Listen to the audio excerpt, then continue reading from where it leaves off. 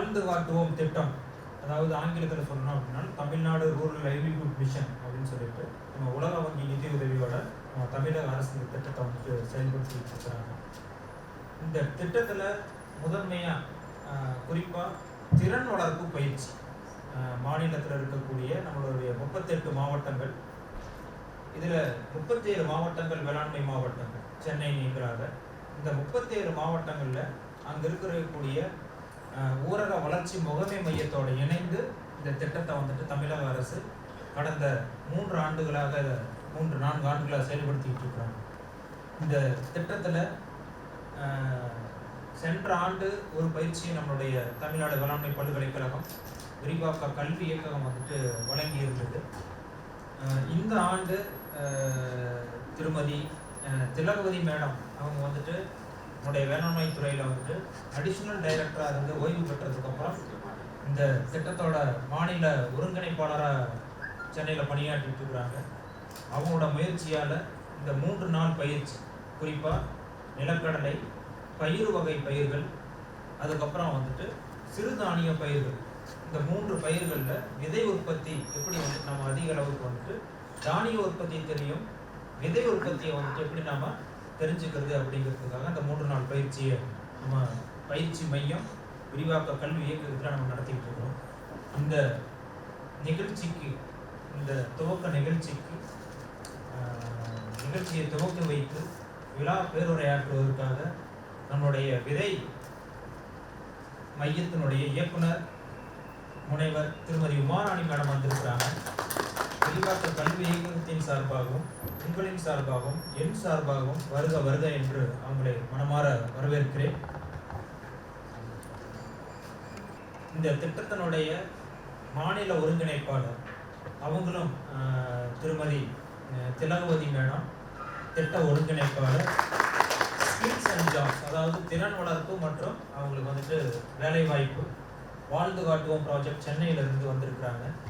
அவங்கள பற்றி ஒரு நிமிடம் சொல்லணும் அப்படின்னா, கிட்டத்தட்ட ஒரு எலெக்ஷன் கோட் ஆஃப் கண்டக்ட் இருக்கிறப்போவே தொடர்ந்து என்னோடவும் சரி மேடம் முனைவர் அக்ஸிலியா மேடத்தோடும் தொடர்பு கொண்டு இதை ஏற்கனவே நம்மளுடைய பெரியகுளம், மேட்டுப்பாளையம் கல்லூரிகளில் இந்த மாதிரி ஒரு பயிற்சிகள் கொடுத்துருக்குறாங்க. இந்த பயிற்சி மறுபடியும் இது கோவைக்கு கொண்டுட்டு வரணும். நாங்கள் ஒரு முன்னோடியான 30 விவசாயிகளை கண்டுபிடிச்சி கொடுக்குறோம். அவங்களுக்கு வந்து ஒரு உயர்மட்ட பயிற்சி நீங்கள் கொடுக்கணும்னு சொல்லியிருந்தாங்க. அவங்களையும் நம்மளுடைய தமிழ்நாடு வேளாண்மை பல்கலைக்கழகத்தின் சார்பாகவும் விரிவாக்க கல்வி இயக்கத்தின் சார்பாகவும் உங்கள் சார்பாகவும் என் சார்பாகவும் வருக வருக என்று வரவேற்கிறோம். அதேபோல் நம்மளுடைய மாவட்டத்தில் district executive officer mister S Ramachandar சாருக்கு வந்திருக்கிறாங்க. அவங்க பார்த்துட்டிங்கன்னா நம்மளோட கோயம்புத்தூர் மாவட்டத்தினுடைய வாழ்ந்து காட்டுவோம் ப்ராஜெக்டை தலைமை நிர்வாக அதிகாரி, உங்களையும் வருக வருக என்று வரவேற்கிறோம் ஐயா. இந்த நன்றி உரை நவர இருக்கக்கூடிய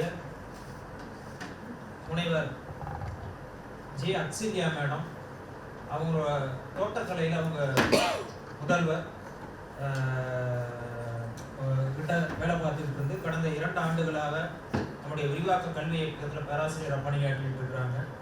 அவங்களையும் இந்த வரவேற்புரை நகரில் இருக்கக்கூடிய முனைவர் அக்ஸிலியா மேடத்தை அவர்களையும் வருக வருக என்று வரவேற்கிறேன். அடுத்தபடியாக கிட்டத்தட்ட ஏறக்குறைய 30 விவசாயிகளை நமக்கு கண்டுபிடிச்சி 30 மாவட்டங்கள்லேருந்தும் வந்துக்கிட்டு இருக்கிறாங்க. ஒரு 18 விவசாயிகள் இப்போ வந்துட்டாங்க, மீதி விவசாயிகள் வந்துக்கிட்டு இருக்கிறாங்க. அதனால் காலதாமதம் வேண்டாம், நம்ம வந்துட்டு இந்த துவக்க விழாவை வச்சிடலாம் அப்படிங்கிறதுனால தான் நம்ம வச்சிருக்கிறோம். பல்வேறு மாவட்டங்களிலிருந்து வந்திருக்கக்கூடிய அனைத்து விவசாய நண்பர்களையும் தமிழ்நாடு வேளாண்மை பல்கலைக்கழகம் இருகரம் கூப்பி உங்களை வருக வருக என்று பயிற்சிக்கு வந்திருக்கக்கூடிய அனைவரையும் வருக வருக என்று வரவேற்கிறோம். அதேபோல் நம்முடைய அலுவலக நண்பர் மாவட்ட அலுவலகத்திற்கு வந்திருக்கிறாங்க. அனைவரையும் இந்த துவக்க விழாவுக்கு வருக வருக என்று வரவேற்று இந்த வாய்ப்பை கொடுத்தமைக்கு நன்றி பாராட்டி விடைபெறுகிறேன். நன்றி, வணக்கம். இப்பொழுது நமது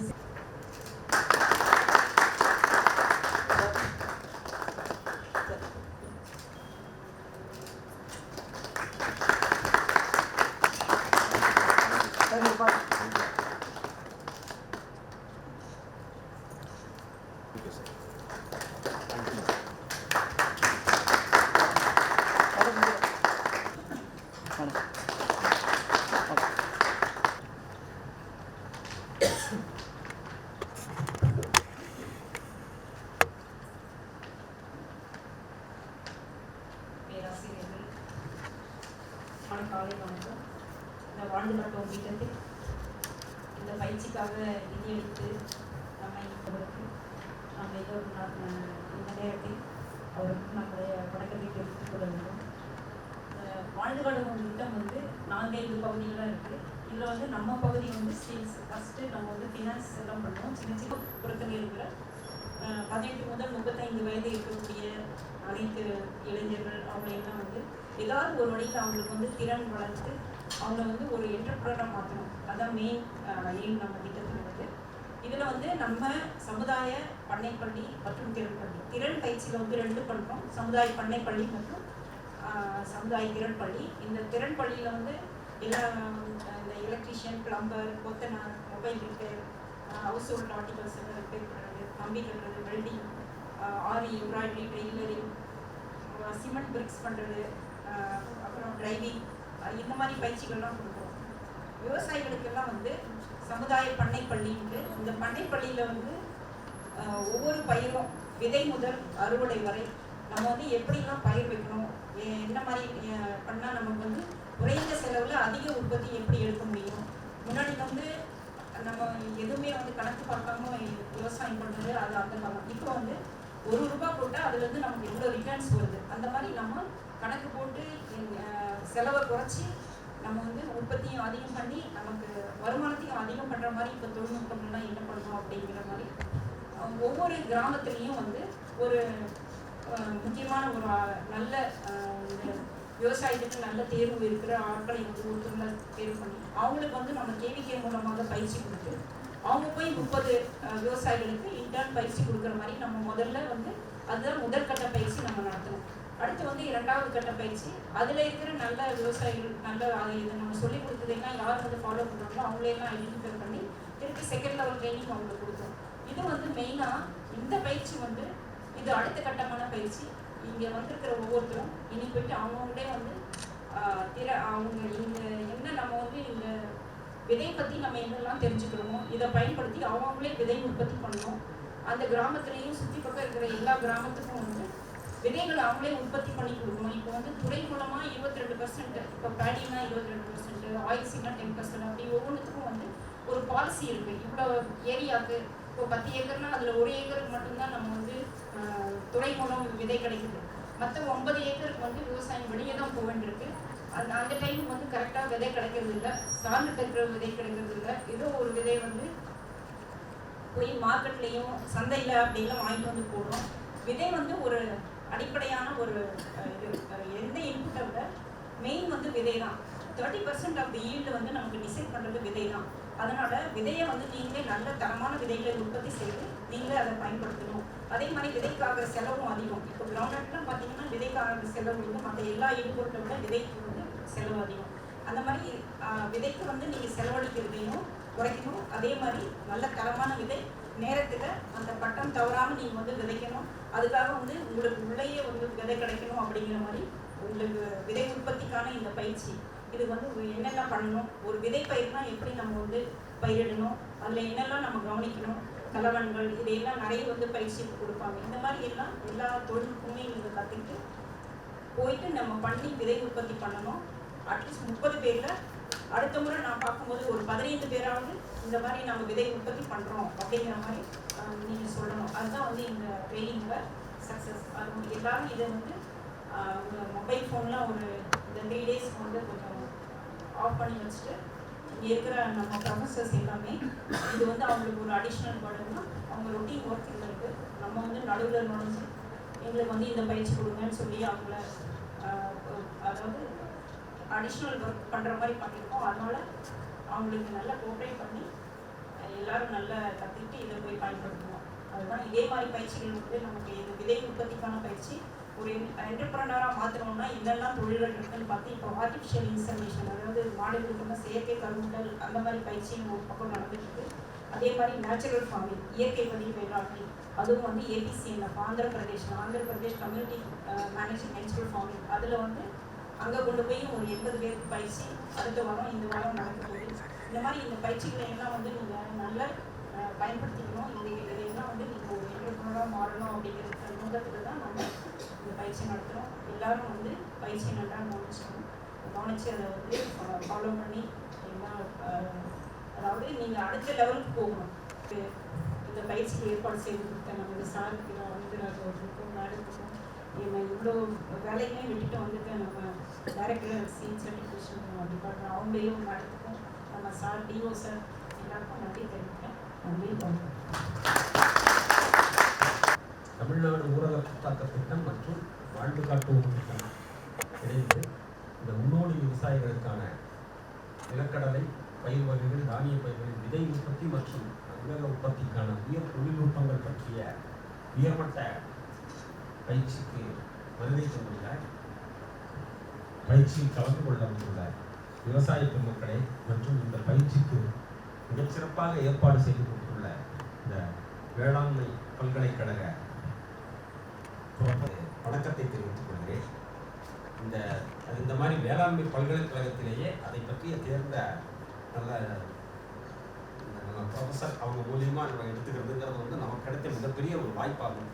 அதற்கு ஏற்பாடு செய்து கொடுத்துள்ள சார் ஆனந்தராஜ் சார் அவர்களுக்கு எனது நன்றியை தெரிவித்துக் கொள்கிறேன். இந்த பயிற்சியில் நீங்கள் கலந்து கொண்டு நீங்கள் உங்கள் தொழில் நீங்கள் மென்மேலும் வளர வேண்டும் என்று கேட்டுக்கொண்டு விடைபெறுகிறேன். நன்றி.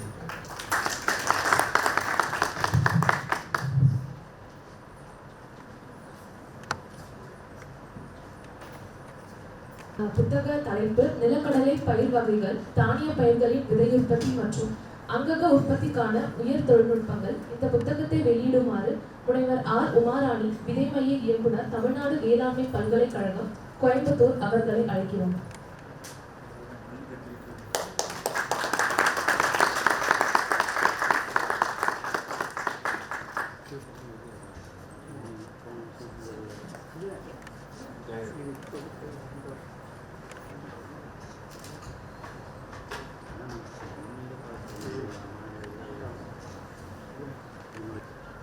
இந்த தூரத்துலேருந்து வந்திருக்கீங்க, பிரயாண கலைப்பிலே இருந்திருக்கீங்க இல்லையா?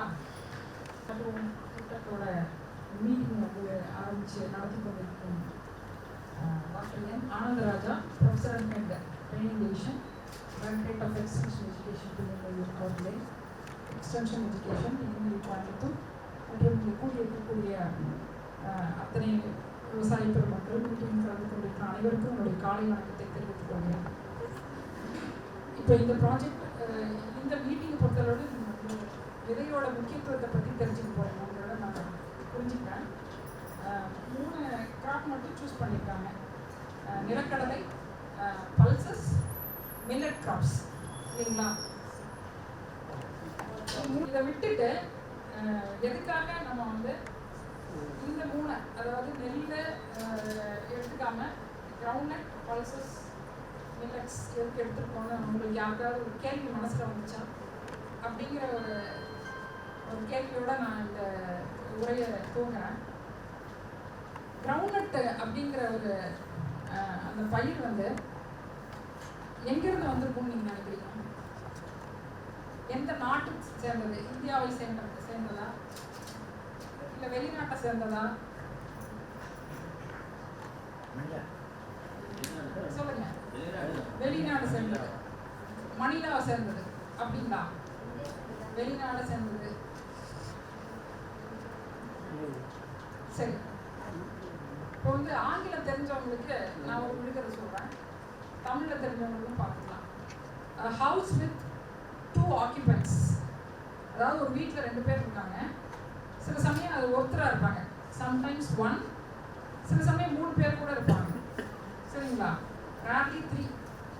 break the walls, செவத்தை உடைச்சு என்ன பண்ணுவோம்? eat the borders, உள்ள இருக்கிறவங்கள சாப்பிட்டுருங்க, சாப்பிட்டுட்டு எனக்கு தூக்கி போடுறேன். புரியுதுங்களா? So house with 2 occupants, sometimes 1, rarely 3. break the walls, eat the borders, then throw me away. Who am I? Groundnut. கண்டு பூ பூக்கும், காணாமல் காய் காய்க்கும். சரிங்களா? ஒரு சினிமா பாட்டிலையும் இது வரும். அது ரொம்ப ஃபேமஸான ஒரு பாடல். யாராவது சொல்ல முடியுங்களா? வெளியே பூ பூத்து உள்ள காய் காய்க்கும், கடலைக்காடு நீதானே என்ன பண்றீங்க? முதல்வன் படத்துல சரியா சொன்னீங்களா? கைப்பற்றுங்க. ஸோ இப்படிப்பட்ட இந்த கடலை வந்து எந்த நாட்டை சேர்ந்ததுன்னா பிரேசில் நாட்டை சேர்ந்தது. சரிங்களா? பிரேசில் நாட்டை சேர்ந்தது. இந்த கடலையை பற்றி அகழ்வாராய்ச்சி போன்ற இதில் வந்து 3500 ஆண்டுகளுக்கு முன்னாலேயே வந்து செய்திகள் இருக்கு. 3500 ஆண்டுகளுக்கு முன்னாடியே நம்ம கடலையை பயன்படுத்திருக்கோம் அப்படிங்கிற செய்திகள் இருக்கு. முதல்ல தமிழ்நாட்டில் எங்க இந்த கடலை உற்பத்தி தொடங்கியிருக்குன்னா யாருக்காவது ஒரு ஐடியா இருக்கா? கோயில்பட்டிங்களா? இல்லைங்க. அது தொடங்கினது கடலூர் விழுப்புரம் ஏரியாவில் தான் அது வந்து தொடங்கியிருக்கு. 1850 வருஷம்னா 4000 ஏக்கரால முதல்ல தமிழ்நாட்டில் கடலை விளைவிச்சிருக்காங்க. அங்கே அப்போ அதுக்கு பேர் நிலக்கடலை கிடையாது, அதுக்கு பேர் மணிலா கொட்டை. இப்பயும் நீங்கள் போனீங்கன்னா விருதாசலம் எங்கள் ஸ்டேஷனில் வேலை பார்க்குறவங்க முதற்கொண்டு மல்லாட்டைன்னு சொல்லுவாங்க. மணிலா கொட்டை வந்து மல்லாட்டையா மருவி இருக்கு அது. அதனால இது வந்து மணிலாங்கிற ஒரு ஊர் எங்க இருக்குன்னா பிலிப்பைன்ஸ் நாட்டில் இருக்கு. அப்போ எங்கிருந்து வந்திருக்குங்க? பிரேசில்ல இருந்து பசிபிக் கடலை தாண்டி அது வந்து மணிலாக்கு வந்து மணிலால இருந்து தமிழ்நாட்டுக்கு வந்திருக்கோம் அப்படிங்கிற ஒரு இது. சைனா மூலமாகவும் வந்திருக்குன்னு சொல்றாங்க. பட் நம்ம வந்து அந்த பேரை வச்சு அது கண்டிப்பாக பிலிப்பைன்ஸ்ல இருந்து தான் நமக்கு வந்திருக்கோம் அப்படின்னு நம்ம வந்து அதை எடுத்துக்கலாம். சரிங்களா? எப்படி இது கடல் கடந்து தாண்டி வந்திருக்கும்னு நீங்க நினைக்கிறீங்க? அந்த காலத்துல வந்து இந்த நிலக்கடலை கிரவுண்ட் வந்து ஸ்லேவ் ஃபுட் அப்படின்னு சொல்லியிருக்காங்க. ஸ்லேவ் ஃபுட்னா அடிமைகள் இருக்காங்க இல்லைங்களா? அந்த காலத்துல அமெரிக்கா முழுக்க அடிமைகளை வச்சு தான் இது பண்ணாங்க. சவுத் ஆப்பிரிக்காலையும் அந்த கல்ச்சர் இருக்கு, சவுத் அமெரிக்காவில அந்த கல்ச்சர் இருக்கு. அந்த அடிமைகளுக்கு உணவா கடல்ல வரும்போது அவங்க வந்து நிலக்கடலையெல்லாம் கூட ஏற்றி அனுப்பிச்சிருக்காங்க. அதாவது அந்த கடல்ல அவங்க டிராவல் பண்ற காலம் முழுக்க அவங்களுக்கு கப்பல்ல உணவா பயன்படக்கூடிய ஒரு இதுவா இருந்துருக்குங்க கடலை. அதனால இன்னைக்கும் அதை வந்து ஸ்லேவ் ஃபுட், அடிமைகளின் உணவாக அதை பார்த்துட்டு இருக்காங்க. அது மாறத்துக்கு ரொம்ப நாள் ஆயிடுச்சு. ஸோ இது வந்து நிலக்கடலையோட ஒரு சின்ன இன்ட்ரடக்ஷன். இந்தியாவை பொறுத்தளவில் நமக்கு வந்து நிறைய இந்த வெஜிடபிள் ஆயில், உணவுக்கு தேவையான அந்த வெஜிடபிள் ஆயில் தட்டுப்பாடு வந்து நிறையவே இருக்கு. India is the world's biggest oil importer. 20.8 billion US$ வரைக்கும் நம்ம வந்து செலவு பண்ணுறோம். எதுக்குன்னா நம்ம உணவுக்கு தேவையான எண்ணெய் இம்போர்ட் பண்ணுறதுக்காக. இது வந்து போன வருஷம் நம்ம செலவு பண்ண பணம் 20.8 பில்லியன். ஸோ இந்த அளவுக்கு நம்ம வந்து செலவு பண்ணி வெளிநாட்டில இருந்து நம்ம வந்து எண்ணெயை வாங்குறோமே, அப்போ நமக்கு உண்டான விதை ஆயில் சீட்ஸை வந்து நம்மளே உற்பத்தி பண்ணிக்கணும் அப்படிங்கிறதுக்காக கவர்மெண்ட் நிறைய செலவு பண்ணியிருக்காங்க. அதில் ஒன்று வந்து oil seed hub. Oil seed ஹப்புனா ஒரு தரமான விதையை கொடுத்தோம்னா நமக்கு வந்து கண்டிப்பாக அந்த விதை உற்பத்தி மூலமாக நல்ல தரமான விதைகள், அந்த விதைகள் மூலமாக நல்ல தரமான கிராப்பு, அதில் வந்து நல்ல நிலக்கடலை உற்பத்தி, அதில் வந்து எண்ணெய் கிடைக்கும். இப்படிங்கிற ஒரு கான்செப்டில் கவர்மெண்ட் வந்து 35 இடத்துல ஆயில் சீட் ஹப் 2016 தொடங்கியிருக்காங்க சென்ட்ரல் கவர்மெண்ட்.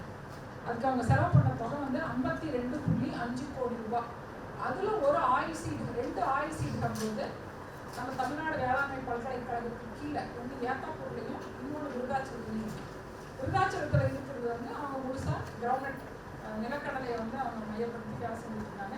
தரமான விதையை உற்பத்தி பண்ணுறாங்க. ஏத்தாப்பூரில் வந்து கேஸ்டர்னு சொல்லக்கூடிய ஆமணக்கு, தோட்டமுத்தம்னு சொல்லுவோம், இதை வந்து உற்பத்தி பண்ணுறாங்க. இந்த சீடு ஹப்போட முக்கியமான ஒரு இது என்னன்னா, விதை உற்பத்தி வந்து எங்க ரிசர்ச் ஸ்டேஷன்ல நடக்காது. தமிழ்நாடு வேளாண்மை பல்கலைக்கழகத்துக்கு உண்டான ஆராய்ச்சி நிலையங்களில் விதை உற்பத்தி பண்றது இல்லை. இது முழுக்க விவசாயிகளோட தோட்டங்கள்ல அவங்களோட இதுல தான் வந்து உற்பத்தி பண்றது. என்னன்னா எங்க சயின்டிஸ்ட் இருப்பாங்க, அவங்க வந்து உங்க வீட்டில் பார்த்து நீங்க உங்களுக்கு எடுக்க விருப்பமா, விதை உற்பத்தி செய்ய விருப்பமான உங்களை வந்து ஒரு அக்ரிமெண்ட் போட்டு அவங்க இதில் இந்த திட்டத்தில் ஒரு உறுப்பினராக்கி உங்களுக்கு தேவையான விதையை எல்லாமே பணத்துக்கு தான், இலவசமாக இல்லை பணத்துக்கு தான் கொடுப்பாங்க. அப்புறம் நீங்கள் உற்பத்தி செஞ்ச பிறகு நீங்கள் விற்பனைக்கு எங்கேயும் போக வேண்டியதில்லை. உங்ககிட்ட இருந்து அவங்க வாங்கி அவங்க வந்து விற்பனை பண்ணிக்கிறாங்க. ஸோ இந்த ஒரு திட்டத்தின் அடிப்படையில் தான் இந்த அடிப்படையில் இந்த திட்டம் செயல்பட்டு இருக்கு. 35 இந்த மாதிரி இடங்கள்ல இந்தியா முழுக்க, அதுல 2 இடம் வந்து தமிழ்நாட்டில். சரிங்களா? இப்படியெல்லாம் பண்ணியுமே நமக்கு வந்து இன்னும் இம்போர்ட் தான் பண்ணிட்டு இருக்கோம். எதை பொறுத்தவரை வெஜிடபிள் ஆயில்ஸ் பொறுத்தவரை. அதனால தான் நிறைய பாம் ஆயில்லாம் கூட நம்ம வாங்கிட்டு இருக்கோம். இப்போ குவாலிட்டி சீடிங்கிறது கிரவுண்டில் வந்து என்ன பிரச்சனை வருதுன்னா, விதைக்கு நீங்கள் நிறைய செலவு பண்ண வேண்டியிருக்கும். நீங்கள் வந்து மற்ற கிராப் அப்படின்னா நீங்கள் வந்து போட்டுப்பீங்க, களை எடுப்பீங்க, மருந்தெடுப்பீங்க, முடிச்சுப்பீங்க. ஆனால் இதில் விதை உற்பத்தியில் முக்கியமானது வந்து களம் அகற்றுதல். சரிங்களா? இப்போ விஆர்ஐ 10 ரொம்ப ஃபேமஸாக ஓடிட்டு இருக்கு. இப்போ விஆர்ஐ 10 ரகத்தில் வந்து ஒரு விஆர்ஐ 8 ரகமோ அல்லது வேற ஏதாவது ஒரு ரகமோ கலந்துருந்தா விதை உற்பத்தி சர்டிஃபிகேஷன் ஆஃபீஸர்ஸ் இருப்பாங்க இல்லைங்களா, அவங்க ஒத்துக்க மாட்டாங்க. அவங்க வந்து ஃபீல்டை ரிஜெக்ட் பண்ணிடுவாங்க. அப்போ என்ன பண்ணணும்னா நம்ம அதை உணவுக்கு தான் எடுத்துக்க முடியும், விதையாக கொண்டு போக முடியாது. ஸோ ஜெனட்டிக் பியூரிட்டின்னு சொல்லக்கூடிய அந்த இன தூய்மை வந்து விதை உற்பத்தியில் ரொம்ப ரொம்ப முக்கியம். ஸோ இந்த மாதிரி நீங்கள் வந்து ஒரு ஒரு தோட்டத்தில் களவங்கிற பேரில் செடியை நீங்கள் எடுத்துறீங்கன்னு வச்சுக்கோங்க. அப்போ அதுலேருந்து கிடைக்கக்கூடிய ஈல்டு வந்து நமக்கு விதை உற்பத்தியில் சேராது. அது ஒரு சின்ன நஷ்டமாக போகும் விவசாயிகளுக்கு. அதனால விதை உற்பத்தி செய்யறதுக்கு இந்த களவம் அகற்றுதல்னால விதை உற்பத்தியோட செலவு வந்து அதிகமாகும். அப்போ சாதாரண கடலை உணவுக்கு பயன்படுறதை விட விதைக்கு வந்து நம்ம அதிக விலை தான் வச்சாகணும் தான் இல்லைங்களா? ஆனால் இந்த நிலக்கடலையை பொறுத்தளவுல நிலக்கடலை விலையே ஜாஸ்தி தான். அதனால நீங்க என்ன பண்ணிருக்கீங்க, எங்க திட்டத்தின் கீழே வந்து நீங்க விதை உற்பத்தி பண்ணிருக்கீங்கன்னு சொல்லியிருக்கீங்க. ஹார்வெஸ்ட் பண்ற டைம்ல வியாபாரி வருவார், நான் அதை விட ஒரு விலை ஜாஸ்தி கொடுங்கன்னா நீங்க என்ன பண்ணுவீங்க, வியாபாரி கொடுத்துருவீங்க இல்லைங்களா? ஆமா, அவங்கவுங்க லாபத்தில் தானே அவங்கவுங்க பார்க்க முடியும். அப்படிங்கிற பட்சத்துல தான் வந்து நிலக்கடலையோட விதை உற்பத்தி வந்து பெருசா அடி வாங்குங்க. ஏன்னா நிலக்கடலை ஆயில் பர்பஸ்க்காக நல்ல விலைக்கு போகும்போது விதையை அதிகமான விலைக்கு நம்ம விற்கவும் முடியறது கிடையாது, விவசாயிகள் வாங்க மாட்டாங்க. அவங்களுக்கு முன்னாடி சப்சிடி கொடுத்துட்டு இருந்தாங்க, அந்த பீரியட் முடிஞ்சிருச்சு. அந்த திட்டத்தோட இது முடிஞ்சதுனால இப்போ சப்சிடி கிடைக்கிறது கிடையாது. ஆனால் இங்கே இருக்கிறவங்க யாருக்காவது விதை உற்பத்தியில் ஆர்வம் இருக்கு அப்படின்னா விருதாச்சலத்தை சுற்றி இருக்கிறவங்க எங்கள் ஸ்டேஷனை கான்டாக்ட் பண்ணிங்கன்னா உங்களுக்கு விதை உற்பத்தியாளராக மாறத்துக்கு ஒரு வாய்ப்பு கிடைக்கும்.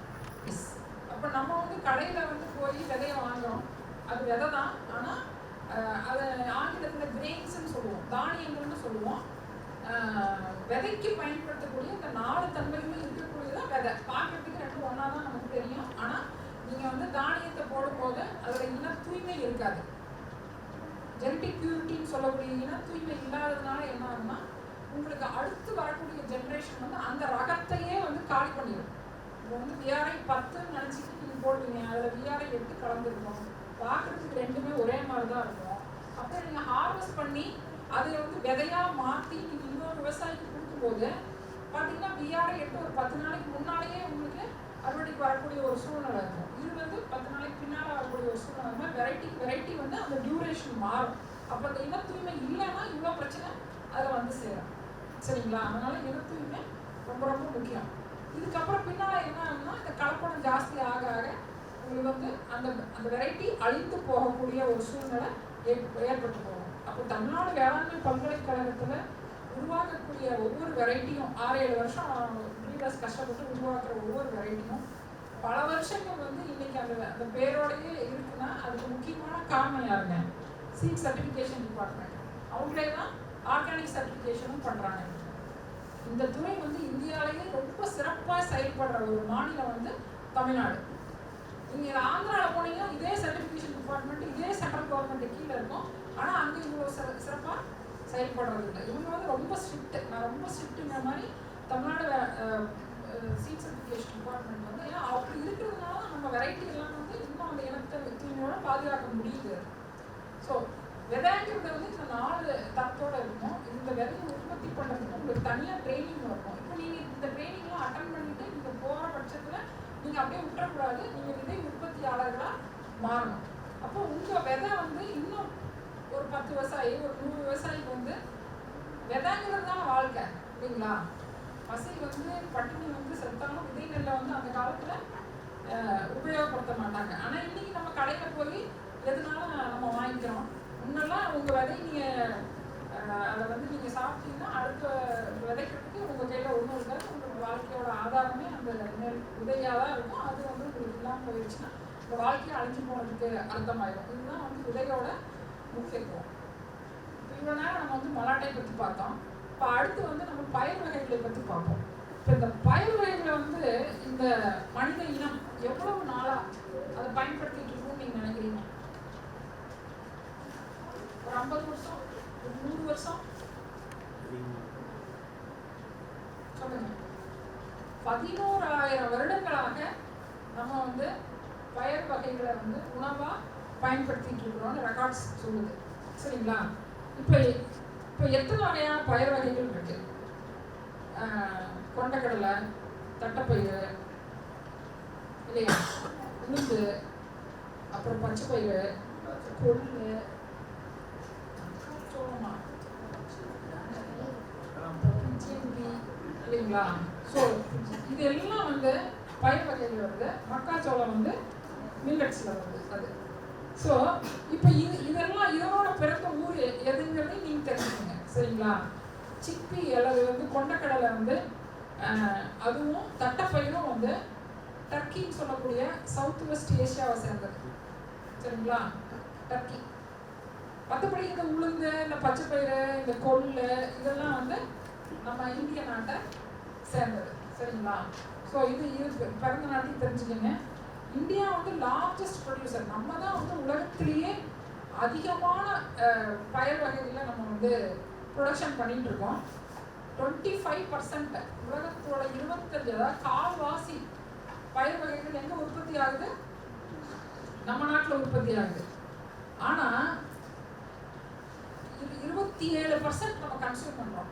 ப்ரொடக்ஷன் பண்ணுறது 25%, கன்சியூம் பண்ணுறது 27%. அவ்வளோ ப்ரொடக்ஷன் பண்ணாலும் நம்ம இன்னும் 14% வெளிநாட்டில் இருந்து இம்போர்ட் பண்ணிட்டு தான் இருக்கோம். சரிங்களா? இப்போ இதில் ஒரு தகவல் என்னன்னா, இது வந்து ஃபியூச்சர் ஃபுட்டுங்கிறாங்க. எதை? இந்த பல்சஸை வந்து எதிர்காலத்தோட உணவு அப்படிங்கிறாங்க. ஏன்னா இது வந்து நமக்கும் உணவாகுது, மண்ணுக்கு தேவையான ஊட்டச்சத்துக்களையும் இது அளிக்குது. ஸோ மனிதன், மண் இரண்டுக்குமான தேவைகளை பூர்த்தி செய்யக்கூடிய ஒரு தாவரம் எதுன்னு கேட்டீங்கன்னா இந்த பயிர் வகை பயன்படுது. இதே நீங்கள் சோளம் எடுத்துக்கோங்க, மக்கா சோளம் எடுத்துக்கோங்க. அது வந்து அடுத்தாப்புல நீங்கள் என்ன பயிர் பண்ணீங்கனாலும் அது சத்து பத்தாது. ஏன்னா எல்லா சத்தையும் இது வந்து ஸ்டாக் போட்டு முடிச்சு எடுக்கும். ஆனால் இந்த பல்சஸ் மட்டும் அப்படி கிடையாது.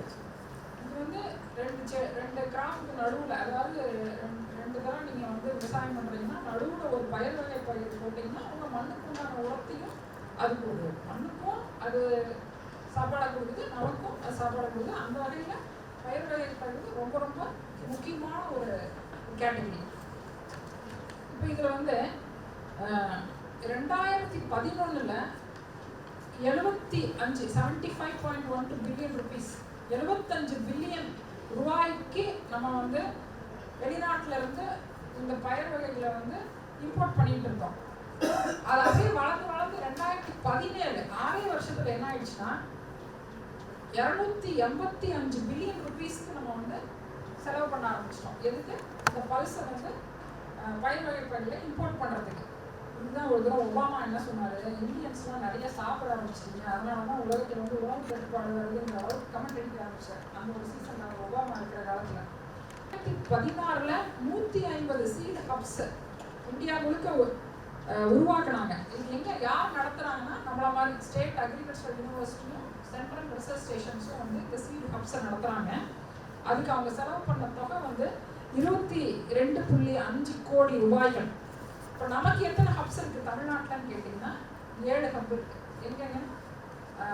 சந்தியூர், மதுரை, அருப்புக்கோட்டை, அப்புறம் திண்டிவனம், பம்பன், இந்த மாதிரி ஒரு 7 இடத்துல வந்து கோயம்புத்தூர், இந்த மாதிரி 7 இடத்துல விதை ஹப்ஸ்ன்னு சொல்லக்கூடிய சீட் ஹப்ஸு இவங்களும் வந்து உற்பத்தியை விவசாயிகளை வச்சு தான் பண்ணுறாங்க.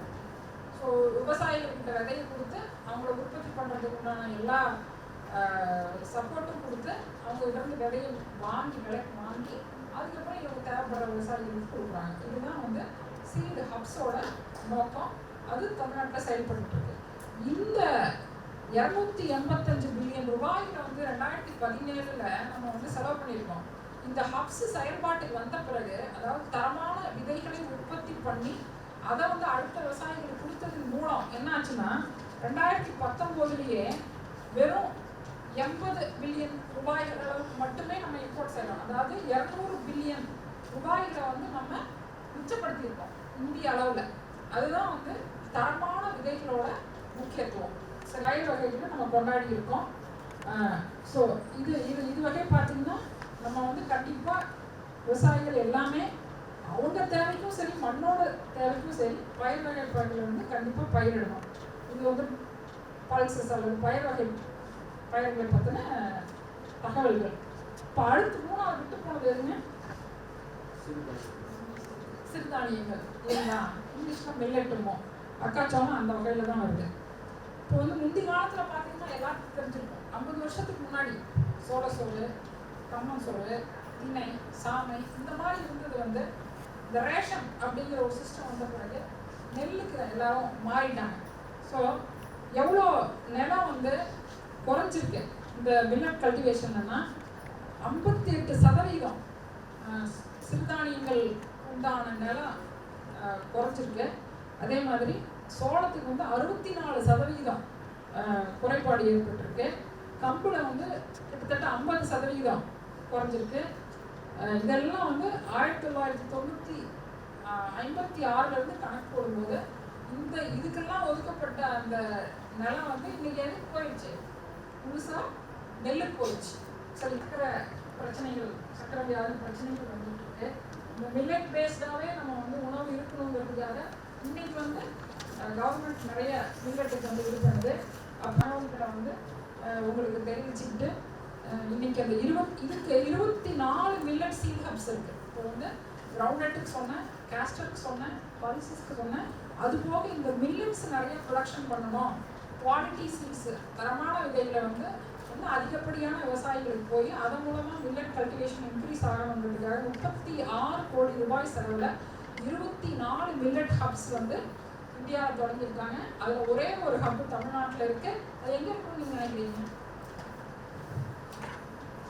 மத்தியாந்தரில் வந்து எங்கள் ஆராய்ச்சி நிலையம் இருக்கு. அவங்க தான் வந்து இந்த மில்லட் ஹப்பை வந்து நடத்துகிறாங்க. சரிங்களா? ஸோ அதனால தரமான விதை மிக மிக முக்கியமானது. தரமான விதையை தரணியாலும் யார் வந்து தரமான விதையை மட்டுமே வச்சு விவசாயம் பண்ணுறாங்களோ அவங்களோட மகசூல் வந்து மேடம் சொன்ன மாதிரி 25% 30% அதிகமாக இருக்கும். எதை வச்சு அதை சொல்றீங்கன்னா வீரியமான நாட்டுக்கள். வீரியமான நாட்டுக்கள் இருக்குன்னா என்ன அர்த்தம்? நல்ல வேர் வளர்ச்சி இருக்கு, நல்ல செடி வளர்ச்சி இருக்கு. நல்ல வேர் வளர்ச்சி இருக்கும்போது அதிகமான நீரையும் ஊட்டச்சத்தையும் எடுத்துக்கும், செடி நல்லா வளரும், நல்லா பூக்கும், நல்லா காய்கா இருக்கும் இல்லைங்களா? அப்போ நல்ல விதையை போடும்போது அதனோட முளைப்பு திறன் அதிகமாக இருக்கும். அப்போ ஒரு ஒரு எண்ணிக்கை அடிப்படையில் எடுத்துக்கிட்டீங்கனாலும் அதிகமான செடிகளை உற்பத்தி பண்ணக்கூடிய திறமை, அதிக ஜெர்மினேஷன் பர்சன்ட் இருக்கிற லாட்டு, அதாவது தரமான லாட்டுகள் இருக்கும். அப்போ அதிக செடிகள் இருக்கும், ஒரு செடியும் அதிகமாக காய்க்கும். இந்த ரெண்டின் அடிப்படையில் தான் வந்து 25% yield increase because of quality seeds. தரமான விதைகளை கொண்டு 25% அதிகமாக மகசூல் பெற முடியும்னா அது எதனாலன்னா 2 விஷயம். ஒன்று, எண்ணிக்கை அதிகமாக இருக்கும். 2வது வந்து ஒவ்வொரு செடியுமே அதிக உற்பத்தி திறனை கொண்டிருக்கும். அதனால அனைவரும் வந்து தரமான விதைகளை உற்பத்தி செய்து அடுத்த விவசாயிகளுக்கும் பயன்படுமாறு அக்ரிகல்ச்சர் சேவை செஞ்சுக்கோங்க. இது மூலமாக கேட்டுக்கிட்டு வாய்ப்பளித்த அனைவருக்கும் நன்றி தெரிவிக்கிறேன். நன்றி. அனைவருக்கும் காலை வணக்கம். இந்த நிகழ்ச்சியில் விவசாயிகளுக்கான நிலக்கடலை பயிர் வகைகள், தானிய பயிர்களின் விதை உற்பத்தி மற்றும் அங்கக உற்பத்திக்கான உயர் தொழில்நுட்பங்கள் பற்றிய உயர்மட்ட பயிற்சிக்கு வருகை தந்து சிறப்பித்திருக்கும் விதை மைய இயக்குனர் மதிப்பிற்குரிய எங்களது அன்பிற்குரிய விதை மைய இயக்குனர் மேடம் குமாராணி அவர்களே, டாக்டர் ஆனந்தராஜா பேராசிரியர் மற்றும் தலைவர் பயிற்சி பிரிவு விரிவாக்க கல்வி இயக்கம் அவர்களே, திலகவதி மேடம், வாழ்ந்து காட்டுவோம் திட்டம் திறன் மற்றும் வேலைவாய்ப்பு ஒருங்கிணைப்பாளர் மற்றும் மாவட்ட நிர்வாக அதிகாரி திரு ராமச்சந்தர் அவர்களுக்கும் முதற்கண் எனது வணக்கத்தை தெரிவித்துக் கொள்கிறேன். இங்கே இருக்க ஆவலுடன் வந்திருக்கும் விவசாயிகள் அனைவருக்கும் எனது முதற்கண் வணக்கத்தை தெரிவித்துக் கொள்கிறேன். மேடம் பேசுகிறப்போ எனக்கு ஒரு சின்ன இது வந்தது. நான் வந்து ஃபார்முலா உங்களுக்கு ஓட் ஆஃப் தேங்க்ஸ் பண்ணணும். பட் அதுக்கு முன்னாடி வந்து ஏன் வந்து இது நாள் வரைக்கும் வந்து மகசூல் விவசாயிகளுக்கு மகசூல் அதிகரிக்கிறதுக்கு தான் நம்ம வந்து ட்ரைனிங் கொடுத்துட்ருக்கோம். ஆனால் இப்போ விதை உற்பத்தி அவங்களே பண்ணுறதுக்கு ட்ரைனிங் கொடுக்கணும் அப்படின்ற ஒரு படி நிலைமைக்கு மேலே போயிருக்கோம். இதுக்கு ஒரு மெயின் ரீசன் ஒரே ஒரு சின்ன பாயிண்ட்டு நான் ஒரு தோட்டக்கலை பேராசிரியராக சொல்ல விரும்புகிறேன்.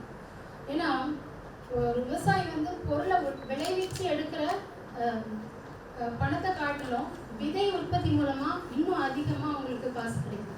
பார்த்தீங்கன்னா இப்போ காய்கறி பயிர்கள்லாம் எடுத்துட்டிங்கன்னா 1 கிலோ ஹைப்ரிட் விதை வந்து 3 லட்சம் 4 லட்சம் ரூபாய்க்கு விற்கிறாங்க.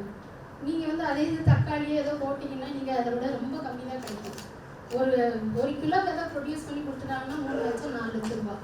அதே மாதிரி பப்பாளியில் நான் ரொம்ப நாள் ஒர்க் பண்ணியிருக்கேன். அதுலேயும் அதே மாதிரி தான் 1 கிலோ விதை வந்து ப்ரைவேட் ஹைப்ரிட் எல்லாம் வந்து வெளிநாட்டிலேருந்து இறக்குமதியாகி போயிட்டு இருக்குது. நம்ம ஊர்லேயுமே வந்து ப்ரைவேட் விதை இதெல்லாம் வந்து 3 லட்சம் ரூபாய்க்கு விற்கிறாங்க. ஸோ அதனால் இது வந்து மேடம் வந்து லாஸ்ட் இயர் திலகவதி மேடம் வந்து எங்களுக்கு வந்து மகசூல் அதிகரிக்கிறதுக்கு இந்த நிலக்கடலையில் தான் எள்ளில் நாங்கள் பயிற்சி கொடுத்தோம். இந்த வருஷம் நீங்கள் வந்து விதை உற்பத்தியை ஃபார்மரே வந்து பண்ணுற மாதிரி அவங்களே பண்ணி அதுக்கு இன்னும் அதிக லாபம் ஈட்டக்கூடிய வகையில் நீங்கள் இந்த பயிற்சி கொடுக்கறது இன்னும் ரொம்ப சிறப்பானதாக நான் ஃபீல் பண்ணுறேன் மேடம். ரொம்ப நன்றி. நல்லபடியாக அது மாதிரி ஒரு அடுத்த ஒரு லெவலில் நீங்கள் திங்க் பண்ணி ஒரு ட்ரைனிங் கொடுக்கறதுக்காக ரொம்ப நன்றி. ஸோ அடுத்தபடியாக நன்றி நல்லல் என்னோட முதற்கண் நமது தமிழ்நாடு வேளாண்மை பல்கலைக்கழக மதிப்பிற்கும் மாண்பிற்கும் உரிய எங்களது துணைவேந்தர் அவர்களுக்கு இந்த பயிற்சிக்கு அனுமதி அளித்ததற்காக நான் நன்றி தெரிவிக்க கடமைப்பட்டுள்ளேன். அடுத்தபடியாக விரிவாக்க கல்வி இயக்ககத்தின் இயக்குனர் முனைவர் முருகன் அவர்கள் சார் இன்னைக்கு இல்லை, ஒரு முக்கியமான வேலையை வெளியில் போயிருக்காங்க. ஸோ அவங்க வந்து அடுத்தது எங்களுக்கு இதுக்கு அனுமதி அளித்து இதை நல்லபடியாக நடத்துங்க அப்படின்னு எல்லா சப்போர்ட்டையும் கொடுத்தாங்க. ஸோ அவங்களுக்கு எங்கள் இயக்ககத்தின் சார்பில் நன்றி தெரிவித்துக் கொள்கிறேன். பேராசிரியர் மற்றும் தலைவர் ஆனந்தராஜா பயிற்சி பிரிவு அவர்கள் அவருமே வந்து நிறைய அலுவல் வேலையாக வெளியில் போக வேண்டியிருந்தது. பட் இருந்தாலும் எங்கே இருந்தாலும் இந்த ட்ரைனிங்க்கு 1 மாதம் முன்னாடி மேடம் சொன்னாங்க இந்த மாதிரி நடத்தணும் அப்படின்ட்டு.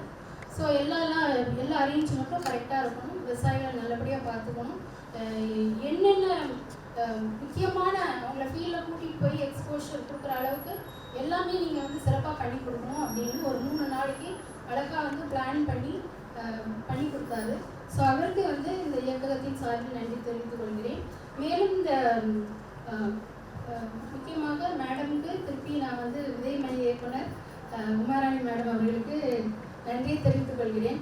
ஏன்னா வந்து நான் அவங்ககிட்ட எப்போ போனாலும் கொஞ்ச நேரம் போய் உட்காந்து 1/2 மணி நேரம் பேசாமல் வரமாட்டேன். ஒரு சின்ன விஷயத்தை அவ்வளோ விஞ்ஞானபூர்வமாக அழகாக எடுத்து சொல்லுவாங்க. போட்டிருக்கேன் எல்லா ஃபீல்டையும். பட் சயின்ஸ் வந்து அவங்ககிட்ட போய் பேசணுன்னா கொஞ்ச நேரம் பேசினா எந்திரிச்சு வரமாட்டாங்க. ஸோ எப்போ நான் போனாலும் ஒரு 1 hour 1/2 hour ஆகிடும் பேசி எந்திரிச்சு வர்றதுக்கு. ஸோ அந்த அளவுக்கு ஒரு விஷயம். ஸோ எங்கள் இயக்ககத்தின் சார்பில் ரொம்ப ரொம்ப நன்றி மேடம் உங்களுக்கு. அடுத்தபடியாக திலகவதி மேடம் அவர்களுக்கு திறன் மற்றும் வேலை வாய்ப்பு ஒருங்கிணைப்பாளர். ஸோ இந்த திட்டத்துக்கு சப்போர்ட் கொடுக்குற வகையில் கோயம்புத்தூர்லேருந்து மாவட்ட நிர்வாக அதிகாரி திரு ராமச்சந்தர் அவர்கள் வந்திருக்காங்க. அவங்களுக்கும் எங்களுடைய இயக்கத்தின் சார்பில் நன்றியை தெரிவித்துக் கொள்கிறேன் சார். இது இல்லாமல் எங்களோட பயிற்சி பிரிவு ட்ரைனிங் டிவிஷனில் இருக்கக்கூடிய அனைத்து விஞ்ஞானிகளுக்கும் மேலே சப்போர்ட்டிங் ஸ்டாஃப் இருக்காங்க, தொழில்நுட்ப வல்லுநர்கள், முக்கியமாக வீடியோ யூனிட்டு எல்லாருமே வந்து எங்களுக்கு கிட்டத்தட்ட நாங்கள் ஒரு 10-15 நாளாக ஒர்க் பண்ணிகிட்டு இருக்கோம். இதுக்காக தான் எங்கள் ஸ்டூடெண்ட்ஸு எல்லாருமே வந்துருந்து எல்லாம் சப்போர்ட் பண்ணாங்க. இவங்க எல்லாருக்குமே வந்து இன்றைய தேதியில் நன்றியை தெரிவித்துக் கொள்கிறேன். முக்கியமாக ஆர்வத்தோடு கலந்து கொண்டு இருக்கிற விவசாயிகள், நீங்கள் அந்த 3 நாளை நீங்கள் எந்த அளவுக்கு நீங்கள் பயன்படுத்திட்டு இது மூலமாக உங்கள் வாழ்க்கையிலையும் நீங்கள் முன்னேறணும், மற்றவங்களையும் உயர்த்தணும் அப்படின்னு கேட்டுக்கொண்டு விடைபெறுகிறேன். நன்றி.